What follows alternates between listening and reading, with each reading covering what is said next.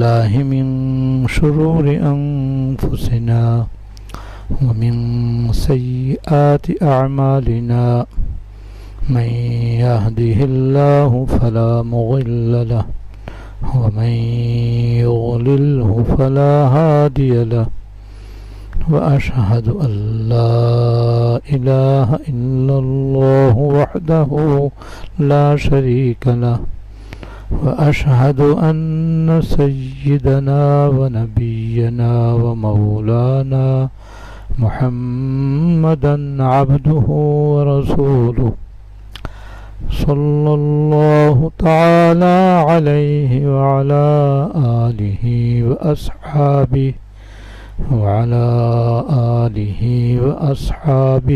وبارك وسلم تسليما كثيرا أما بعد فأعوذ بالله من الشيطان الرجيم بسم الله الرحمن الرحيم وذروا ظاهر الإثم وباطنه إن الذين يكسبون الإثم سيجزون بما كانوا يقترفون وقال تعالى ظهر الفساد في البر والبحر بما كسبت أيدي الناس ليذيقهم بعض الذي عملوا لعلهم يرجعون وقال تعالى وما أصابكم من مصيبة فبما كسبت أيديكم ويعفو عن كثير صدق اللہ العظیم. آج تقریباً 3 ماہ کے بعد منگل کا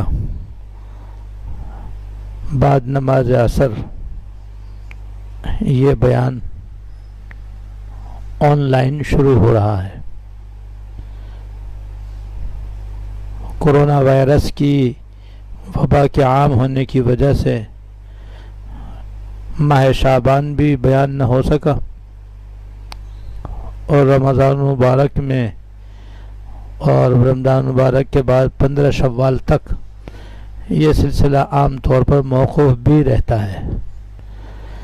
لیکن اب احباب کے مشورے کے بعد فی الحال اللہ تعالیٰ کا نام لے کر اور اس کے فضل اور اس کی توفیق سے آن لائن یہ بیان شروع ہو رہا ہے.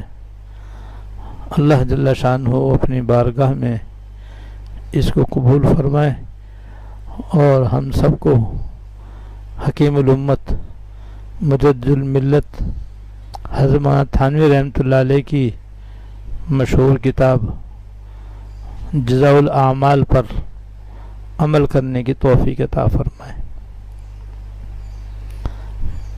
جزاء الاعمال حکیم الامت مجدد الملت حضرت مولانا تھانوی رحمۃ اللہ علیہ کی بڑی مشہور اور مفید کتاب ہے، جس میں حضرت تھانوی رحمۃ اللہ علیہ نے اعمال کا بدلہ، اعمال کا اثر دنیا میں کیا ہوتا ہے اور آخرت میں کیا ہوتا ہے، اس کو اختصار اور جامعیت کے ساتھ بیان فرمایا ہے.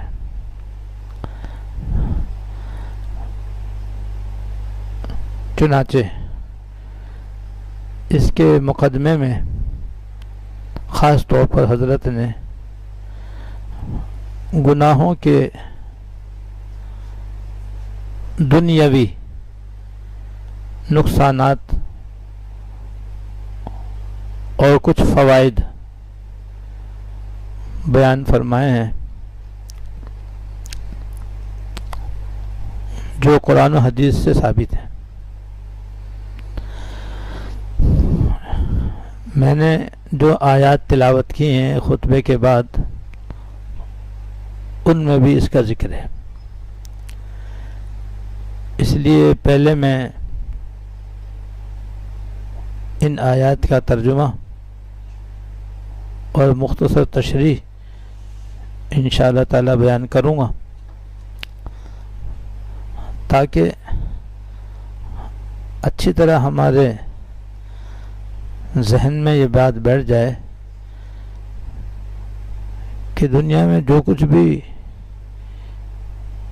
آفات ہیں،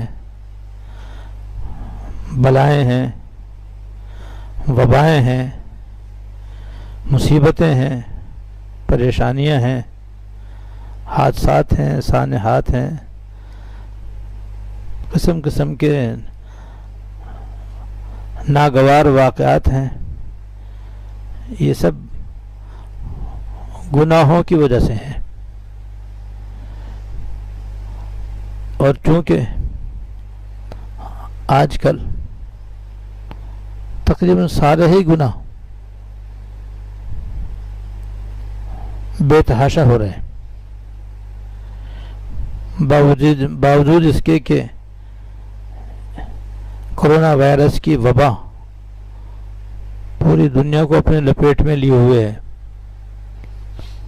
عالم کفر بھی اس میں مبتلا ہے، عالم اسلام بھی اس میں مبتلا ہے، ہمارا ملک بھی اس کی زد میں ہے.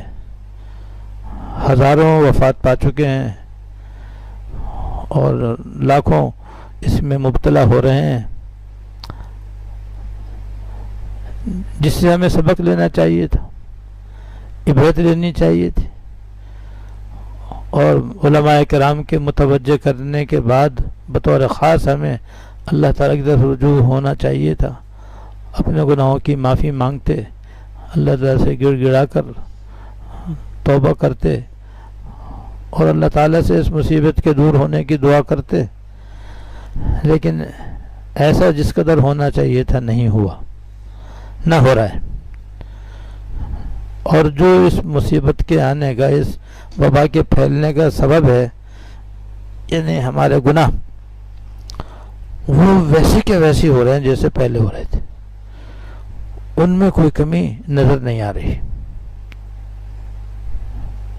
چوری ڈاکہ عام ہے، لوٹ کھسوٹ بدستور جاری ہے، رشوت کا بازار پہلے سے زیادہ گرم ہے، سود کا لین دین، سودی کاروبار اور سودی قرضے لے کر حکومت چلانے والا گناہ پہلے سے زیادہ ہے.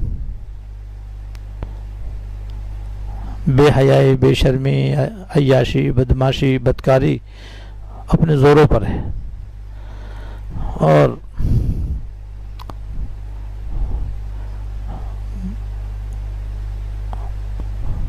دھوکہ، فریب، کم تولنا، کم ناپنا، ملاوٹ، جھوٹ، غیبت اور بے پرکی اڑانا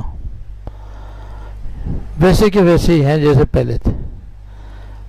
یہ بہت خطرناک صورتحال ہے. ایسی صورت میں تو اللہ تعالیٰ کے قہر میں اضافہ ہو سکتا ہے، اللہ تعالیٰ کی ناراضگی میں اضافہ ہو سکتا ہے، اور خدا نخواستہ ہم کسی اور بڑی مصیبت میں بھی مبتلا ہو سکتے ہیں. اس لیے بھی ہمیں اس کتاب کے اور اس کے مندرجات کے پڑھنے، سننے، سمجھنے کی سخت ضرورت ہے. اور اسی نیت سے ہم لوگ اس بات کو سنیں، اس درس کو، اس کتاب کے درس کو ہم اسی نیت سے سنیں تاکہ ہمیں گناہوں کا دنیاوی نقصان بھی معلوم ہو. آخرت کا نقصان تو عموماً سب کو معلوم ہوتا ہی ہے، وہ بھی انشاءاللہ تعالی اس کتاب سے معلوم ہوگا. اور پھر کم از کم ہم جو سننے والے ہیں، سنانے والے ہیں، سب سے زیادہ ہم اپنی طرف توجہ دیں اور اپنے گناہوں سے اللہ تعالیٰ کی بارگاہ میں سچی توبہ کریں، اور سچی توبہ کر کے معافی مانگیں اور بچنے کی کوشش کریں. کیونکہ توبہ کرنے سے پچھلے گناہ تو انشاءاللہ تعالیٰ معاف ہو جائیں گے، جبکہ توبہ کی شرائط پائی جائیں. اور توبہ کی 3 مشہور شرطیں ہیں جن کے تعلق اللہ تعالیٰ کے حقوق سے ہے کہ آدمی جس گناہ کو کر رہا ہے اس پر اپنے دل میں شرمندہ اور نادم ہو جائے اور فی الحال اس کو چھوڑ دے. یہ 2 شرط ہے، فی الحال اس کو چھوڑ دے. اور 3 شرط یہ کہ آئندہ نہ کرنے کا پختہ ارادہ کرے. تو ایسا کرنے سے جتنے بھی گناہ ہیں وہ معاف ہو جائیں گے، لیکن وہ گناہ معاف ہوں گے جو اللہ تعالیٰ کی نافرمانی کہلاتے ہیں. لیکن اگر کسی بندے کے ساتھ زیادتی کی ہے، جیسے کسی کی چوری کر لی، کسی کا حق مار لیا، کسی کی بے عزتی کر دی، کسی کو ذلیل کر دیا وغیرہ وغیرہ، تو وہاں 4تھی شرط بھی ہے. ان 3 شرطوں کے ساتھ ساتھ اس بندے سے بھی معافی مانگے اور اس کا جو حق مارا ہے وہ ادا کرے. جب تک اس کا حق ادا نہیں کرے گا یا وہ معاف نہیں کرے گا اس وقت تک تو وہ مکمل نہیں ہوگی. تو اس کا ہم اہتمام کریں. جب اہتمام کریں گے تو انشاءاللہ تعالی یہ اللہ تعالیٰ کا خاص فضل ہے کہ چاہے مصیبت عام ہو یا خاص، جو اللہ تعالیٰ کی رجوع ہو جاتا ہے اور سچی توبہ کر لیتا ہے اور گناہوں سے بچنے کا اہتمام کرتا ہے اور جو اس سلسلے میں ہمارے دین کے اندر ہدایات دی گئی ہیں ان پر عمل کرتا ہے، تو اللہ تعالیٰ اس کو ضرور عافیت دے دیتے ہیں. انشاءاللہ ہمیں بھی خوب عافیت ملے گی، راحت ملے گی اور حفاظت ملے گی. اور انشاءاللہ تعالیٰ اور کچھ نہیں تو اللہ تعالیٰ کی تابعداری کا جو عظیم اجر ہے وہ آخرت میں ملے گا، اور دنیا میں حیات طیبہ دینے کا وعدہ ہے وہ انشاءاللہ ملے گی. تو خطبے کے بعد میں نے جو پہلی آیت تلاوت کی جس کو حضرت نے بھی اس کتاب میں ذکر فرمایا ہے وہ یہ ہے کہ وَذَرُوا ظَاهِرَ الْإِثْمِ وَبَاطِنَهُ. اے مسلمانوں، تم ظاہری و باطن دونوں قسم کے گناہ چھوڑ دو. ان الذین یکسبون الاسم سیجزون بما کانوا یقترفون. بلا شبہ جو لوگ گناہ کرتے ہیں انہیں ان کے تمام گناہوں کی جلد ہی سزا ملے گی. یقیناً جو لوگ گناہ کرتے ہیں انہیں ان کے تمام گناہوں کی جلد سزا ملے گی جن کا وہ ارتکاب کرتے تھے. اب ظاہری گناہوں کی مثال یہ ہے، مثلا اعضاء و جوارح سے انسان جو گناہ کرتا ہے، مثلا زبان کے گناہوں میں سے جھوٹ بولنا، یہ زبان کا بہت بڑا گناہ ہے. غیبت کرنا یہ بھی زبان سے ہوتی ہے عام طور پر. اور کسی کو گالی دینا، گانا گانا، نامیرا مرد عورت کا ایک دوسرے سے جنسی گناہوں کی باتیں کرنا، عورتوں کا بے پردہ اور بے حجاب آنا، نامیرا مردوں کے ساتھ اٹھنا بیٹھنا، ملنا جلنا، بولنا چالنا، ایسے رشوت لینا دینا، سودی معاملہ کرنا، شراب نوشی کرنا، بدکاری کرنا، گانا گانا، فحش پروگرام دیکھنا، فلمیں دیکھنا، یہ ظاہر کے گناہ کہلاتے ہیں. اور باطنی گناہوں سے مراد وہ گناہ ہیں جو انسان کے ظاہری اعضاء سے نہیں ہوتے بلکہ وہ انسان کے دل سے ہوتے ہیں، اور ان گناہوں کا تعلق انسان کے باطن سے ہے اور دل سے ہے. مثلا تکبر کرنا، اور تکبر کرنا بہت بڑا گناہ ہے، اور یہ وہ گناہ ہے کہ سب سے پہلے آسمان پر شیطان نے یہ گناہ کیا، جس کی وجہ سے وہ ذل و خوار ہوا. اور تکبر کرنے والے قیامت تک ذل و خوار ہوتے رہیں گے، ہوتے رہے ہیں، اللہ بچائے. یہ دل میں ہوتا ہے، اصل تکبر دل کے اندر ہوتا ہے. بعد میں اس کا اثر انسان کے ظاہری اعضاء میں بھی ظاہر ہوتا ہے. ظاہری اعضاء میں اس طرح ظاہر ہوتا ہے کہ انسان زبان سے بڑی بڑی باتیں کرتا ہے، اپنی بڑائیاں کرتا ہے، اپنے کو بڑا بتاتا ہے، اپنے کو باکمال بتاتا ہے، اپنے کو سب سے اچھا سمجھتا ہے، اور دوسروں کو حقیر سمجھتا ہے، دوسروں کو ذلیل سمجھتا ہے. ایسی باتیں زبان سے نکالتا ہے کہ تو کیا جانے جیسا میں جانتا ہوں، وغیرہ وغیرہ. تو اندر تکبر ہے تو اس کی زبان سے بھی تکبر کی باتیں نکل رہی ہیں. ایسی اس کی چال بھی بڑوں تکبر والی ہو جاتی ہے کہ اکڑ کے سینہ تان کے چلتا ہے اور سمجھتا ہے کہ میرے برابر کوئی نہیں ہے, اور دوسروں کو سمجھتا ہے کہ یہ تو کچھ بھی نہیں ہے. تو اکڑ کے چلنا اور بڑی بڑی باتیں زبان سے نکالنا, یہ اس تکبر کا اثر ہے جو اس کے دل میں ہے. اور تکبر کرنے والا حدیث میں آتا ہے کہ وہ جنت میں نہیں جائے گا. ایک حدیث میں ہے کہ جس کے دل میں رائے کے دانے کے برابر بھی تکبر ہوگا وہ جنت میں نہیں جائے گا. اتنا سنگین گناہ ہے یہ, ہوتا ہے دل میں. بعد میں اس کے ظاہری اعضاء بھی اس سے متاثر ہوتے ہیں اور ان سے بھی بڑا پن آدمی کا ظاہر ہوتا ہے. ایسے ریاکاری کا جذبہ اصل میں دل کے اندر ہوتا ہے کہ بعض دفعہ کسی عبادت گزار کے اندر, بہت زیادہ نیک کام کرنے والے کے دل میں یہ پیدا ہو جاتا ہے, یہ گناہ پیدا ہو جاتا ہے کہ وہ یہ اس نیت سے عبادت کرنے لگ جاتا ہے تاکہ لوگ مجھے عبادت گزار سمجھیں, تاکہ لوگ مجھ کو اللہ والا سمجھیں, تاکہ لوگ مجھ سے دعاؤں کے واسطے کہیں, تاکہ لوگ میرے عزت اور میرا احترام کریں کہ یہ تو بڑا بزرگ آدمی ہے, یہ تو بڑا اللہ والا آدمی ہے. تو وہ اپنے اختیار سے اپنے دل میں یہ ارادہ کر لیتا ہے, اور یہ دل میں ہوتا ہے, باہر نہیں ہوتا. پھر چاہے اس کا اثر ظاہر بھی ہو جائے, لیکن یہ ہوتا ہے دراصل دل کے اندر, یعنی ریاکاری کا جذبہ دل میں ہوتا ہے.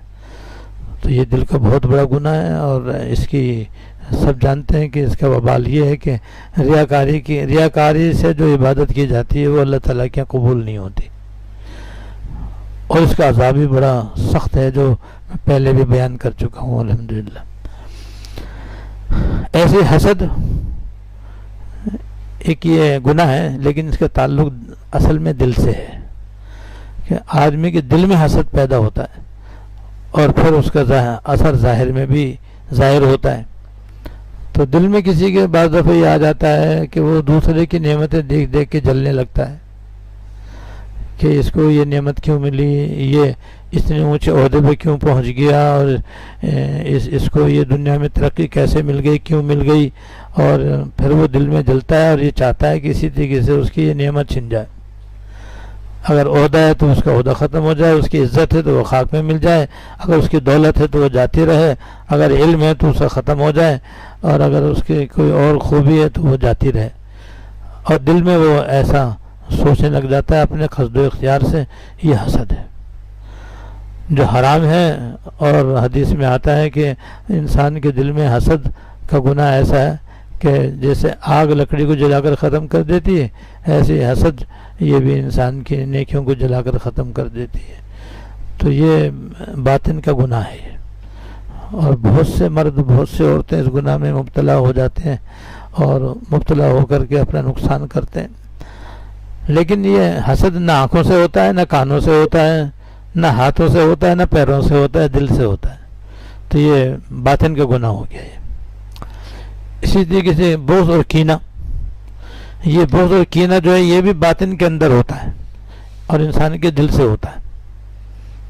اور وہ یہ اس طرح سے ہوتا ہے کہ بعض دفعہ آدمی کی کسی سے رنجش ہو جاتی ہے, یا کسی سے لڑائی ہو جاتی ہے, جھگڑا ہو جاتا ہے, تو اس کے بعد اس کے دل میں اس سے نفرت پیدا ہو جاتی ہے. اور غیر اختیاری طور پر نفرت پیدا ہو جانا تو کوئی کینہ نہیں ہے, لیکن اس کے بعد وہ اس سے نفرت کر کے اپنے اختیار سے اپنے دل میں اس کا برا چاہنے لگتا ہے. اس برا چاہنے کے جذبے کو کینہ کہتے ہیں. یعنی دل میں وہ چاہتا ہے کہ اس کا بیڑا غرق ہو جائے, اور یہ ذلیل ہو جائے, یہ رسوا ہو جائے, یہ تباہ ہو جائے, یہ برباد ہو جائے, اور یہ ایسا ہو جائے اور ویسا ہو جائے, کہیں کا نہ رہے. تو اپنے اختیار سے جب کوئی آدمی اپنے دل کے اندر کسی کے بارے میں ایسا برا جذبہ اختیار کرتا ہے تو سمجھو وہ بغض کے اندر مبتلا ہو گیا اور وہ کینے کے اندر مبتلا ہو گیا. اور یہ بغض اور کینہ ایسا گناہ ہے کہ آپ سن چکے ہیں کہ اس کی شب برات میں ہی بخشش نہیں ہوتی, جبکہ اللہ تعالیٰ شب برات میں بے شمار لوگوں کو دوزخ سے بری کرتے ہیں, لیکن جس کے دل میں کینہ ہوتا ہے اس کے اس مبارک رات میں بخشش نہیں ہوتی ہے. تو یہ باطن کا گناہ ہے. اس کینے کے سلسلے میں ایک واقعہ مجھے یاد آیا, بڑا دلچسپ ہے وہ, جو حدیث طیبہ کے اندر آیا ہے. اور یہ واقعہ اس روایت میں جو حضرت عبداللہ ابن عمرو بن العاص رضی اللہ تعالیٰ عنہ سے مروی ہے. حضرت عبداللہ بن عمرو بن العاص رضی اللہ تعالیٰ عنہ ان صحابہ کرام میں سے جو بہت زیادہ عبادت گزار تھے. تو یہ بہت زیادہ عبادت کرنے والے صحابہ کرام میں سے ہیں. تو ان سے یہ روایت ہے, اور اس میں یہ واقعہ مذکور ہے کہ وہ فرماتے ہیں کہ ہم حضور صلی اللہ علیہ وسلم کی خدمت میں بیٹھے ہوئے تھے کہ آپ نے اعلان فرمایا کہ جس شخص کو کوئی جنتی آدمی دیکھنا ہو تو ابھی جو آدمی آئے گا اس کو دیکھ لے. تو جب آپ نے یہ فرمایا تو کہتے ہیں ہم سب لوگ منتظر ہوئے کہ وہ صاحب کون ہے جو ابھی آئیں گے اور ان کے بارے میں حضور جنتی ہونے کی خوشخبری سنا رہے ہیں, تو ہم دیکھیں گے ان کو. تو کہتے ہیں تھوڑی دیر میں ایک صحابی تشریف لائے اور ان کی صورت یہ تھی کہ انہوں نے تازہ وضو کر کے آئے تھے اور ان کے داڑھی سے وضو کے پانی کے قطرے گر رہے تھے اور الٹے ہاتھ میں انہیں جوتا لیا ہوا تھا. مسجد نبی میں داخل ہوئے اور حضور خدمت اقدس میں حاضر ہوئے اور سلام پیش کر کے آپ کی باتیں سننے کے لیے بیٹھ گئے. ہم سب نے ان کی زیارت کر لی اور پھر جب حضور فارغ ہوئے تو وہ بھی حضور سے مل کر تشریف لے گئے. دوسرے دن پھر مجلس ہوئی, کیونکہ روزانہ حضور صلی اللہ علیہ وسلم مسجد نبوی میں صحابہ کرام کے پاس بیٹھا کرتے تھے اور صحابہ کرام کو دین سکھایا کرتے تھے اور حضرات صحابہ کرام آپ سے دین سیکھا کرتے تھے.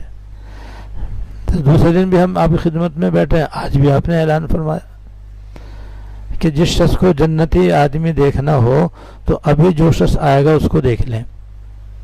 تو پھر ہمارے دل میں شوق پیدا ہوا کہ بھئی کل بھی ہم نے ایک صاحب کی زیارت کی تھی, آج دیکھتے ہیں آج کون صاحب تشریف لاتے ہیں کہ وہ حضور فرما رہے ہیں وہ جنتی ہیں, ان کو دیکھ لیں. تو دوسرے دن جو صاحب تشریف لائے وہ وہی تھے جو پہلے دن آئے تھے اور دوسرے دن بھی اسی طرح آئے جیسے پہلے دن آئے تھے. تو ہم نے ان سے ان کی زیارت کر لی اور اس کے بعد پھر وہ اسی طرح جیسے پہلے دن آئے تھے تو کچھ دیر آپ کی خدمت میں بیٹھے اور آپ کی باتیں سنی اور پھر مجلس برخاست سے وہ بھی حضور سے مل کے چلے گئے, ہم بھی اپنے گھر چلے گئے.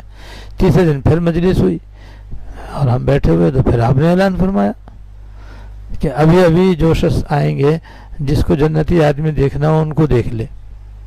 تو پھر ہمیں شوق پیدا ہوا کہ بھئی آج دیکھیں کون آتا ہے. تو ہم سب ان کے دیکھنے کے منتظر ہوئے تو یکایک دیکھا کہ وہی صاحب جو پہلے دن آئے تھے اور دوسرے دن آئے تو وہی تیسرے دن بھی آئے, اور جیسے پہلے دن اور دوسرے دن آئے تو اسی طرح تیسرے دن بھی آئے اور اسی طریقے سے مجلس میں بیٹھے اور کچھ باتیں سنی اور پھر وہ حضور سے مل کے تشریف لے گئے. تو ہمیں بڑا تعجب ہوا کہ یہ بڑے خوش نصیب آدمی ہیں کہ سرکار دو عالم صلی اللہ علیہ وسلم 3 دن تک الگ الگ 3 مجلسوں میں ان کے جنتی ہونے کی بشارت دے رہے ہیں اور ہم سے فرما رہے ہیں کہ اگر کسی کو جنتی آدمی دنیا میں دیکھنا ہو تو ان کو دیکھ لے. تو بھئی یہ تو بڑے خاص آدمی ہوئے. تو حضرت عبداللہ بن عمرو بن العاص رضی اللہ تعالیٰ عنہ فرماتے ہیں کہ میرے دل میں یہ شوق پیدا ہوا کہ بھئی یہ تو حضور نے 3 دن تک ان کے جنتی ہونے کی خوشخبری دی ہے, تو کوئی ضرور ان کا عمل ایسا ہوگا جس کی وجہ سے ان کو یہ بشارت ملی ہے جو اور کسی کو نہیں ملی. تو کیوں نہ میں ان کے ساتھ رہوں اور ان کا وہ عمل دیکھوں اور پھر میں بھی وہ عمل اختیار کروں. اللہ تعالیٰ ہمیں یہ جذبہ نصیب فرمائے. تو کہتے ہیں میں نے ایک بہانہ بنایا اور میں جیسے وہ حضور سے فارغ ہو کر چلے میں بھی ان کے ساتھ ساتھ چلا اور میں نے راستے میں ان سے سلام دعا کی اور پھر ان سے عرض کیا کہ یا حضرت میں 3 دن آگے گھر رہنا چاہتا ہوں, میرے گھر والوں سے کچھ کھٹپٹ ہو گئی ہے تو میں چاہتا ہوں کہ 3 دن آپ کے یہاں رہ لوں, اگر اجازت ہو تو میں رہ لوں. ہاں آ جاؤ, شوق سے رہو, تمہارا گھر ہے. اور انہوں نے مجھے لے جا کر اپنے بیٹھک میں ٹھہرا دیا. وہ انصاری صحابی تھے اور مدینہ منورہ کے جو انصاری صحابہ کرام تھے اکثر باغبان تھے, باغوں میں کام کرتے تھے کیونکہ ان کے باغات تھے, کھجوروں کے باغات تھے اور اسی میں کھیتی باڑی بھی کرتے تھے, اسی میں باغوں کی خدمت بھی کرتے تھے اور پھر وہ کھجوریں وغیرہ اپنے فروخت کیا کرتے تھے. تو یہ جو صحابی تھے یہ انصاری تھے اور ان کا باغ تھا. تو انہوں نے پہلے تو مجھے اپنے گھر لے جا کر کے ٹھہرا دیا. رات کو وہ میرے ساتھی بیٹھک میں سوئے, میں بھی سویا. مجھے تو سونا تھا نہیں, مجھے تو دراصل دیکھنا تھا کہ رات کے معمولات ان کے کیا ہیں. تو میں نے یہ دیکھا کہ وہ عشاء کے بعد آئے اور بس جلدی سے بستر پہ گئے اور بس ہو گئے, اور ساری رات سوتے ہی رہے, تہجد میں بھی نہیں اٹھے. جبکہ عام صحابہ کرام کا معمول تھا تہجد میں اٹھنے کا, لیکن وہ تہجد میں بھی نہیں اٹھے, بس اذان فجر پر ایک دم اٹھے. البتہ رات میں نے یہ دیکھا کہ کبھی بھی وہ کروٹ لیتے یا آنکھ کھلتی تو اللہ تعالیٰ کا ذکر کرتے تھے. وہ اللہ تعالیٰ کا نام لیتے, اللہ تعالیٰ کا ذکر کرتے, پھر سو جاتے. پھر درمیان میں کبھی آنکھ کھلتی تو پھر کوئی نہ کوئی اللہ تعالیٰ کا نام لیتے اور پھر سو جاتے. اس طرح انہوں نے وقفے سے اللہ کا ذکر کرتے کرتے رات گزاری. اور فجر کی اذان پر وہ اٹھے اور انہوں نے وضو کیا اور پھر فجر کی نماز جماعت سے پڑھی. میں بھی ساتھ تھا ان کے. اس کے بعد پھر وہ اپنے زمین پہ چلے گئے, اپنے باغ میں چلے گئے, میں بھی چلا گیا. شام تک وہ اپنے وہیں باغ میں کام کرتے رہے. بس اذان کے بعد سب کام چھوڑ دیتے تھے, نماز پر اذان کے بعد کام چھوڑ دیتے تھے, وضو کرتے, نماز پڑھتے اور اس کے بعد پھر اپنے کام میں لگ جاتے. ایک تو میں نے یہ دیکھا, کوئی لمبی چوڑی میں نے عبادت کرتے ہوئے نہ دن میں دیکھا نہ رات میں دیکھا. رات میں دیکھا تو بس یہ دیکھا جو میں نے ابھی عرض کیا کہ بس وہ جب آنکھ کھلتی تو کچھ اللہ کا ذکر کر لیتے پھر سو جاتے. دن میں نے دیکھا کہ وہ خاموشی سے اپنے کام میں لگے رہتے تھے.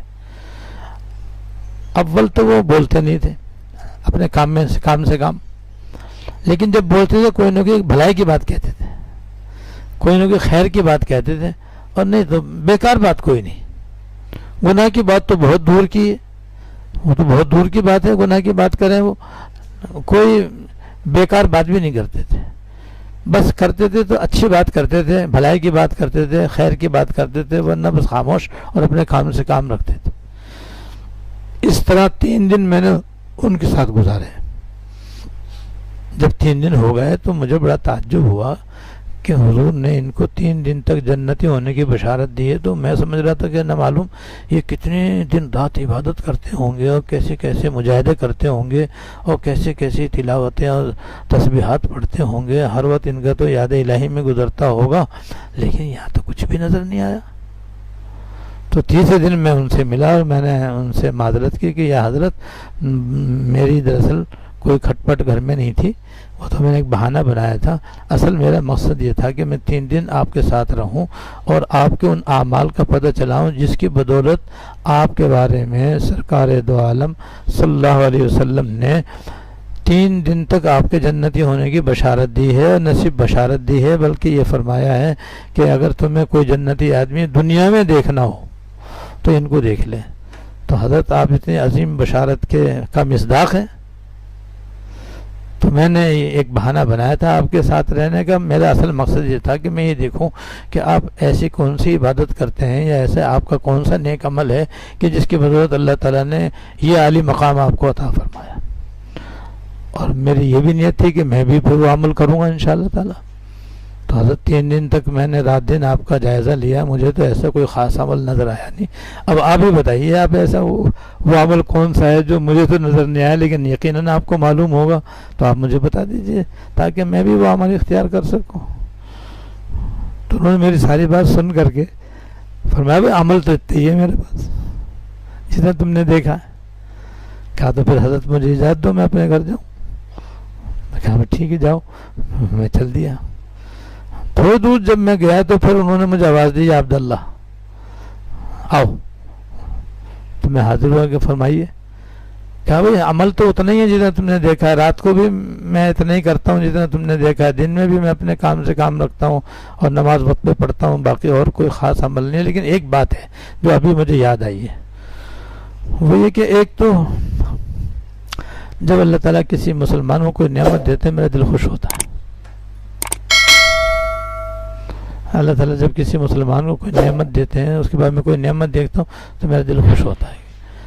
دوسرے کہ میرے دل میں کسی مسلمان سے کسی بندے سے کوئی کینہ بغض نہیں ہے. سب کے حق میں ہمدرد اور خیر خواہ ہوں، یہ میرے دل میں ہے۔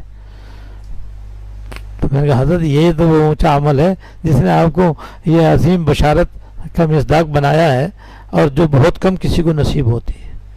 ورنہ آج کل لوگوں کے دلوں میں ایک دوسرے سے نفرتیں اور بغض اور کینہ دل میں بھرا ہوتا ہے، اور اس کے نتیجے میں ظاہر میں بعض لوگ بڑے با اخلاق بنتے ہیں، بڑے نماز روزے پابند ہیں، لیکن دل میں ان کی نفرتیں، حسد، کینہ اور بغض بھرا رہتا ہے۔ یہ وہ چیزیں جس سے بہت کم دل پاک ہوتے ہیں اور صاف ہوتے ہیں۔ آپ کو اللہ تعالیٰ نے یہ عظیم نعمت عطا فرمائی ہے، تو بھئی یہ بغض سے اپنے دل کو صاف کرنا اور کینے سے اپنے دل کو صاف رکھنا اتنی بڑی فضیلت والا عمل ہے یہ۔ تو یہ کینہ جو ہے، بغض جو ہے وہ دل میں ہوتا ہے۔ تو اللہ تعالیٰ نے اس آیت میں یہ فرمایا ہے کہ ظاہر کے گناہوں سے بھی بچو، یعنی وہ گناہ جو ظاہری اعضاء سے ہوتے ہیں ان سے بھی بچو، اور جو گناہ باطن سے ہوتے ہیں یعنی دل سے ہوتے ہیں ان سے بھی اپنے آپ کو بچاؤ، دونوں سے بچاؤ۔ تو پھر انشاءاللہ تعالیٰ اللہ تعالیٰ اپنے رحمت فرمائیں گے، جس کا ذکر اللہ پاک نے دوسری آیت میں فرمایا ہے۔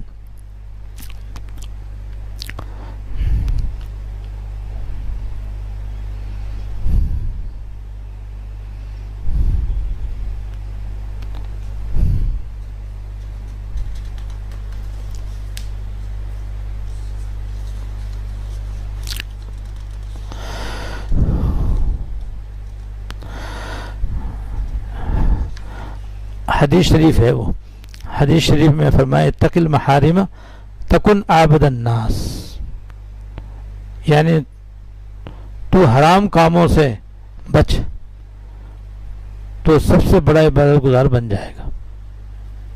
یہ ہے وہ بڑی فضیلت، یعنی ظاہری گناہ بھی آدمی چھوڑ دے، باطنی گناہ بھی چھوڑ دے تو سب سے بڑا عبادت گزار آدمی بن سکتا ہے۔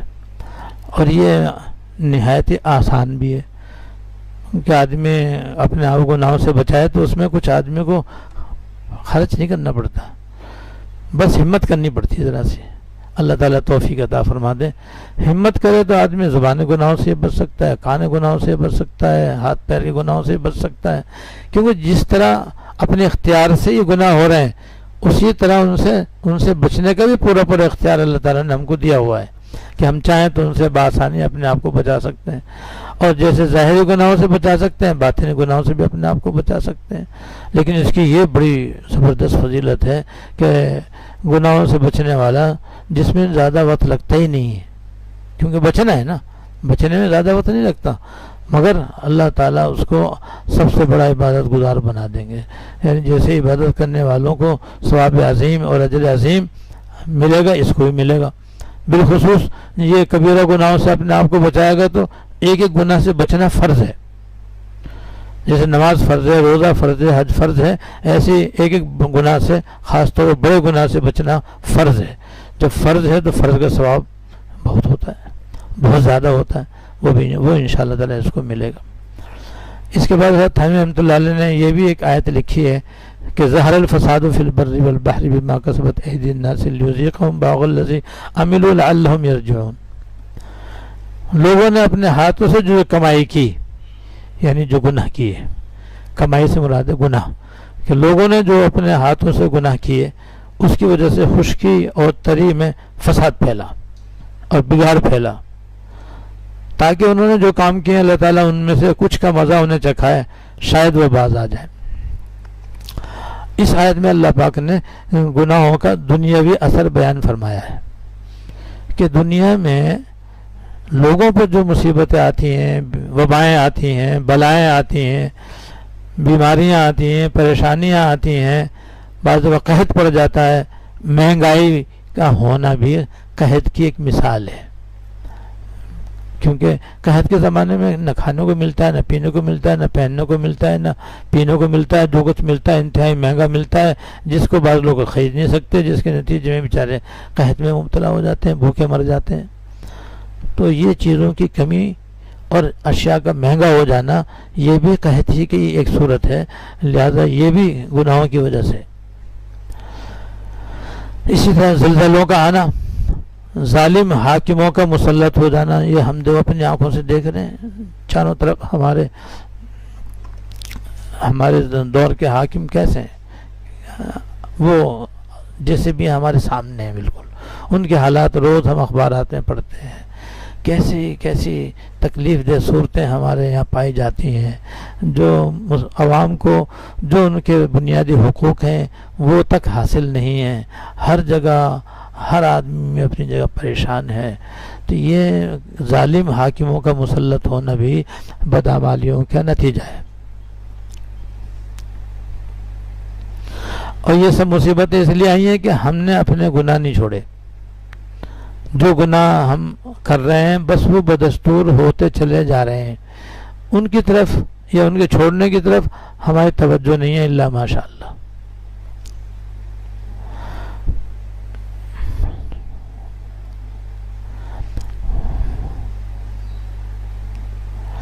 اس لیے اس آیت میں اللہ پاک نے دنیاوی نقصانات کو بتلا کر کے ہمیں یہ سبق دیا ہے کہ بھئی تم اپنے گناہوں سے توبہ کرو اور اللہ تعالیٰ کی طرف رجوع ہو جاؤ اور اللہ تعالیٰ سے معافی مانگو، تو پھر اللہ تعالیٰ تمہارے گناہوں کو معاف کر کے اور تمہارے توبہ استغفار کو قبول کر کے تم سے یہ مصیبتیں دور فرما دیں گے.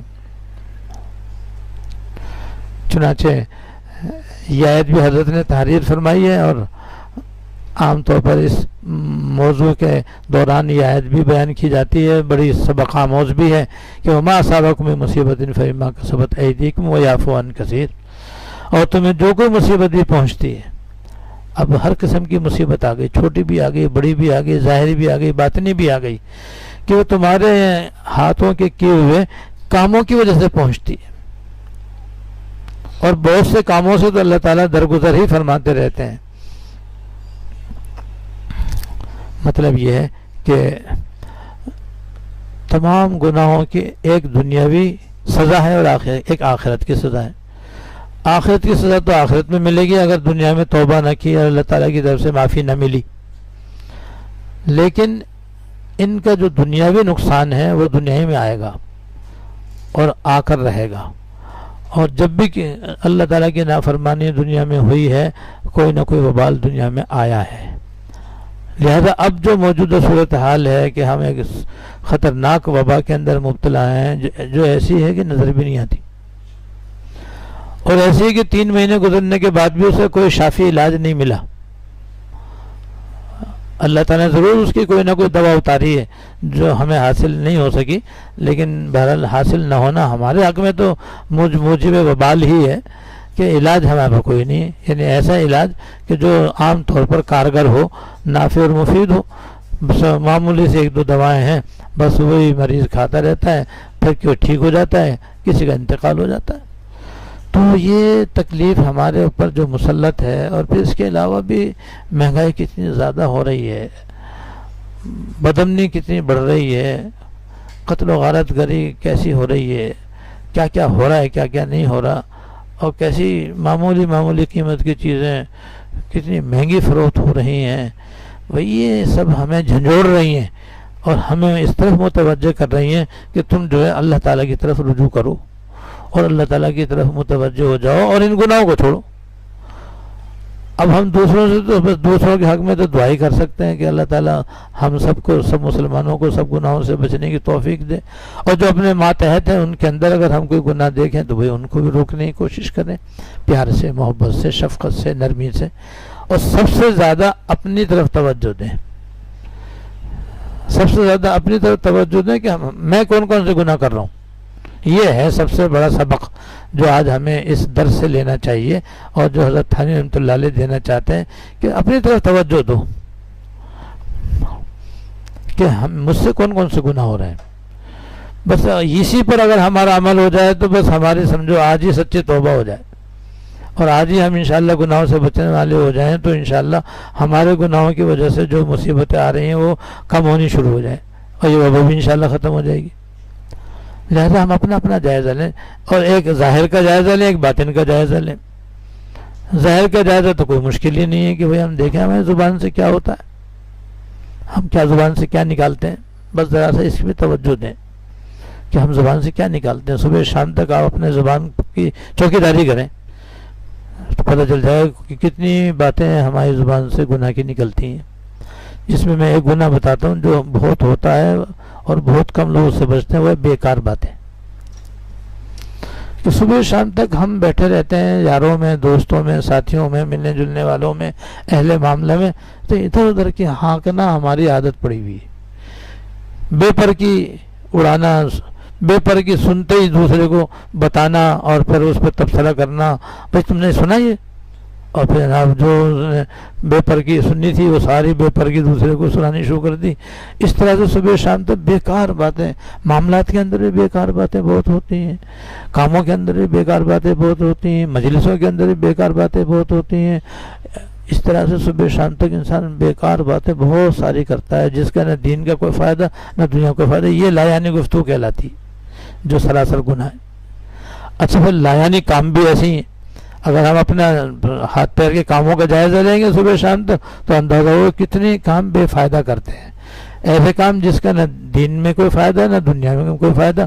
یہ بھی لایانی کام کہلاتے ہیں. یہ تو لایانی گفتگو، لایانی کام اور وقت کا ضیاع، یہ بھی ہماری عادت ہے کہ بس پڑھیں بیٹھے لیٹے ہوئے کچھ نہیں، بس یہ.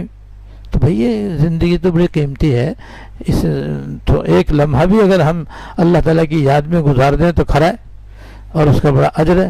اور یوں ہم وقت ضائع کر دیں تو یہ لایانی وقت کا ضیاع ہے اور بیکار وقت کو ضائع کرنا ہے. تو یہ وہ گناہ ہیں جن کی طرف ہماری توجہ نہیں ہوتی. پھر اسی میں ہم سے غیبتیں بھی ہوتی ہیں، پھر اسی میں ہم سے جھوٹ بھی بول دیا جاتا ہے. اور آپ جانتے ہیں کہ مذاق میں بھی جھوٹ بولنا گناہ ہے. تو یہ بھی ایسا گناہ ہے کہ جس کا کوئی فائدہ بھی نہیں، اور کیا کہتے ہیں وقتی طور پر کسی کو ہنسا دیا تو وہ کوئی فائدہ نہیں ہے، نقصان ہے، اور پھر جناب ہمارے کھاتے میں تو گناہ لکھا گیا، اللہ بچائے. تو اس طرح کے گناہ صبح شام تک ہم جائزہ لیں گے تو آسانی سے معلوم ہو جائے گا انشاءاللہ. تو ظاہر کا جائزہ لے لیں. آنکھیں ہماری بہت بہکتی ہیں، بھٹکتی ہیں، اخبار پڑھیں تو، رسائل پڑھیں تو، ٹی وی پر بھی اگر خدا نخواستہ دیکھتے ہوں تو ٹی وی کے اندر بھی اور پھر موبائل کے اندر بھی، کہاں نہیں. اور بے پردہ عورتیں ہر جگہ موجود ہیں، وہاں بھی ہماری نظریں بہکتی ہیں. بھیا وہاں پہ نظروں کو کنٹرول کریں. کان سے ہم غیبت سننے کے عادی ہیں، گانا سننے کے عادی ہیں اور فضول باتیں سننے کی عادت پڑی ہوئی ہے، اس کے بغیر چین نہیں آتا. یہ کان کے گناہ ہو گئے دیکھو. اور دل و دماغ میں بھی کتنی بیکار باتیں ہمارے گھومتے، ہم بلا وجہ اس میں سوچ میں پڑے رہتے ہیں، انہیں غور کرتے رہتے ہیں اور اسی کے اندر شیخ چلی بن کر کے طرح طرح کے منصوبے بناتے رہتے ہیں، حاصل کچھ بھی نہیں. تو یہ دماغ کا گناہ ہو گیا دیکھو. تو یہ ہو گیا ایسے پیروں سے غلط جگہ جانا، غلط کام کرنے کے لیے جانا، یہ پیروں کا گناہ ہے. تو ظاہر کا جائزہ لے لیں، ایسے باطن کا جائزہ لے لیں. میں نے 2-3 مثالیں پہلے ہی دے دی ہیں کہ ریاکاری بھی دل میں ہوتی ہے، بغض و حسد بھی دل میں ہوتا ہے، اسی طریقے سے بڑائی دل کے اندر ہوتی ہے، حسد دل کے اندر ہوتا ہے، حب دنیا دل کے اندر ہوتی ہے، آخرت سے غفلت دل کے اندر ہوتی ہے. یہ سارے گناہ باطن کے. تو بس جائزہ لے کر کے بس اپنے گناہ سب سے پہلے ہم ایک تو توبہ کر لیں، اور توبہ میں پھر یہ بھی داخل ہے کہ ہم عہد کر لیں کہ آئندہ نہیں کریں گے.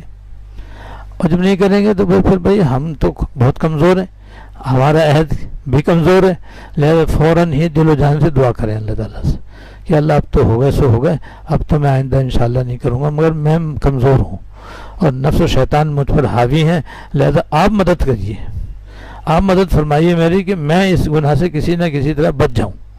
تو جب گر گڑا کے آپ دعا کریں گے تو ان تنصر اللہ ینصرکم، اللہ تعالیٰ کا وعدہ ہے، اللہ تعالیٰ مدد فرمائیں گے، اللہ تعالیٰ دعا قبول کریں گے. انہوں نے دعا قبول کرنے کا وعدہ کیا. اور حقیقت میں لا حول ولا قوت الا باللہ، کہ کسی گناہ سے بچنے کی طاقت نہیں ہے سوائے اللہ تعالیٰ کے، اور کسی نیک کاموں کرنے کی قوت نہیں ہے بغیر اللہ تعالیٰ کی توفیق کے.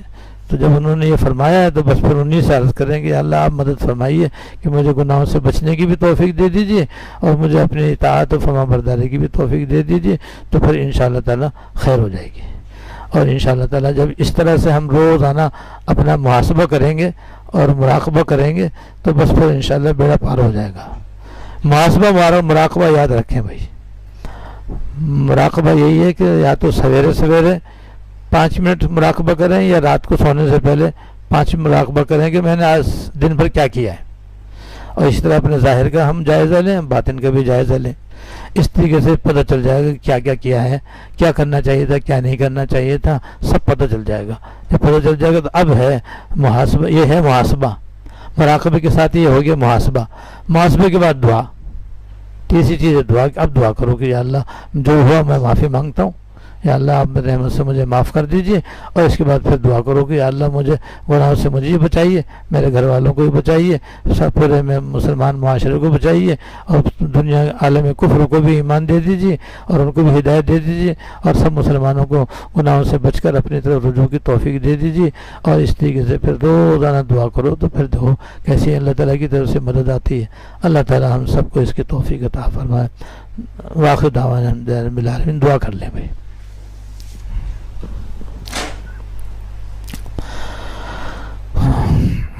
اللهم لك الحمد لا نحصي ثناء عليك أنت كما أثنيت على نفسك، اللهم لك الحمد لا نحصي ثناء عليك أنت كما أثنيت على نفسك، اللهم صل على سيدنا مولانا محمد وعلى آل سيدنا ومولانا محمد وبارك وسلم یا ارحم الراحمین یا رب العالمین یا حی یا قیوم یا ذی الجلال والاکرام۔ آپ کا لاکھ لاکھ شکر ہے، احسان ہے، فضل ہے، کرم ہے، انعام ہے کہ آج آپ نے جزاء الاعمال کا درس آن لائن بیان کرنے کی توفیق عطا فرمائی۔ یا اللہ اپنی رحمت سے اس سلسلے کو اپنی بارگاہ میں قبول فرما۔ حضرت تھانوی رحمۃ اللہ علیہ کو یا اللہ ان کی عظیم خدمت کا بہتر سے بہتر صلہ اور بدلہ عطا فرما، اور اپنی رحمت سے، اپنے فضل سے، اپنی عنایت اور اپنی مہربانی سے یا اللہ اس پر ہمیں عمل کی توفیق عطا فرما۔ بلا شبہ اعمال کے اندر آپ نے تاثیر رکھی ہے۔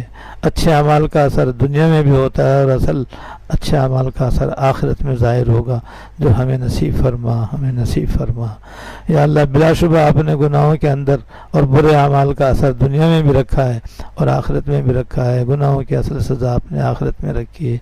یا اللہ آخرت کے عذاب سے بھی بچانا، قبر کے عذاب سے بھی بچانا، اور دنیا میں جو گناہوں کا وبال ہے، بدمنی کی شکل میں، ظالم حاکموں کی شکل میں، مہنگائی کی شکل میں، یا اللہ مہنگائی کی شکل میں، یا اللہ بے اطمینانی، بے چینی، بے قراری کی شکل میں، آفات و بلیات کی شکل میں، وباؤں کی شکل میں، حادثات و سانحات کی شکل میں، یا اللہ ان سب سے ہم نجات عطا فرما۔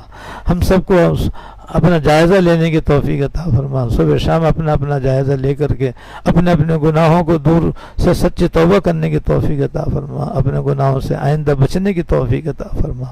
یا اللہ توفیق تو آپ ہی دینے والے ہیں، آپ کی بارگاہ میں عاجزانہ درخواست ہے۔ یا اللہ ہمیں ہمارے اگلے اور پچھلے، چھوٹے بڑے، خفیہ علانیہ سارے گناہ معاف فرما، اور تمام مسلمانوں کے سارے گناہوں کو معاف فرما، اور گناہوں کی وجہ سے اس دنیا میں جو ہم طرح طرح کے مصائب میں مبتلا ہو گئے ہیں، پریشانیوں میں مبتلا ہو گئے ہیں، ان کو بھی اپنی رحمت سے دور فرما۔ یا اللہ بس آئندہ بھی گناہوں سے ہم کو، ہمارے گھر والوں کو، ہمارے متعلقین کو، اور تمام سامعین کو اور سامعات کو، سننے والے خواتین و حضرات کو، سبھی کو یا اللہ گناہوں سے آئندہ بچنے کی توفیق عطا فرما۔ جو گناہ ہو گئے اپنے رحمت سے معاف فرما، اور آئندہ ان گناہوں سے بچنے کی توفیق عطا فرما، اور ان گناہوں کا جو اثر دنیا کے اندر ظاہر ہوتا ہے اس سے بھی ہم کو نجات عطا فرما، عافیت عطا فرما، حیات طیبہ عطا فرما، سکون اور چین، آرام و راحت عطا فرما۔ یا اللہ اس کرونا وائرس کے وبا کو ہمارے ملک سے بھی دور فرما، دیگر عالم اسلام سے دور فرما، عالم دنیا سے اس کو دور فرما۔ آپ کے سوا کوئی بھی اس کو دور کرنے والا نہیں ہے، اپنی رحمت سے اس کو دور فرما، اور دیگر بیماریاں، پریشانیاں، تکالیف بھی دور فرما۔ ہمیں دنیا میں بھی اور آخرت میں بھی عافیت کاملہ عطا فرما، اپنی حفاظت خاص عطا فرما۔